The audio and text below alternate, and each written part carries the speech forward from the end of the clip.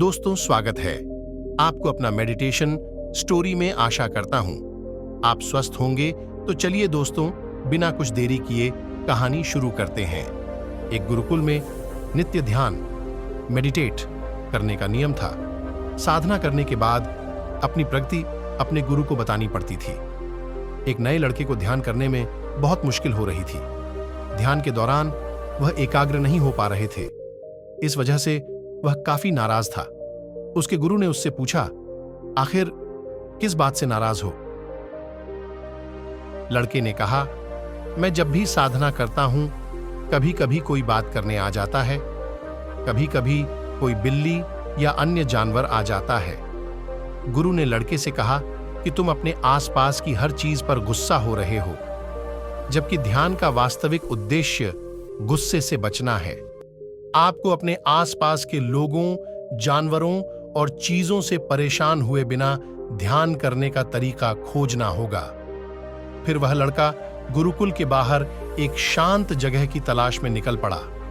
उसने एक बहुत ही शांत नदी का किनारा देखा। वह वहीं अपनी चादर बिछाकर साधना मेडिटेट करने लगा। जैसे ही उसने अपनी आंखें बंद कीं, उसे हवा के चलने की आवाज सुनाई दी तो वह नाराज हो गया। फिर जब पेड़ के पत्तों की आवाज आई तो उसे गुस्सा आ गया। जब भी चिड़ियों की आवाज आती तो वह उस पर गुस्सा करने लगता। उसने सोचा कि नदी के तट पर बड़ी अशांति है, क्यों ना मैं नदी के बीच में जाकर साधना करूं। वह एक नाव में बैठ गया और नदी के बीच में चला गया और वहां उन्होंने ध्यान करना शुरू कर दिया। नदी के बीच में ध्यान करते हुए लड़का अच्छा महसूस कर रहा था। फिर वह रोज नाव में बैठकर नदी के बीच में जाकर साधना करने लगा। अब वह खुश था कि कोई उसे परेशान नहीं कर रहा था। लेकिन उस नाव ने लड़के की नाव को टक्कर मार दी।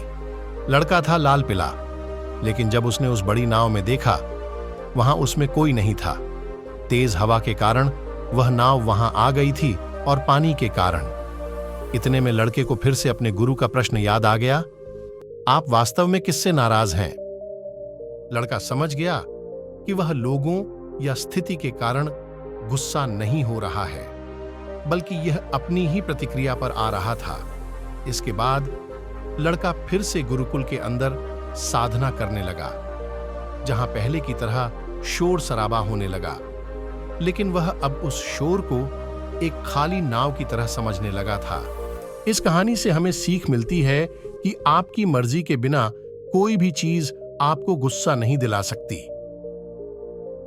दोस्तों, उम्मीद है आपको यह कहानी पसंद आई होगी। अगर आपको यह कहानी पसंद आई हो तो अपने दोस्तों और परिवार के साथ जरूर सुनें और सब्सक्राइब करें।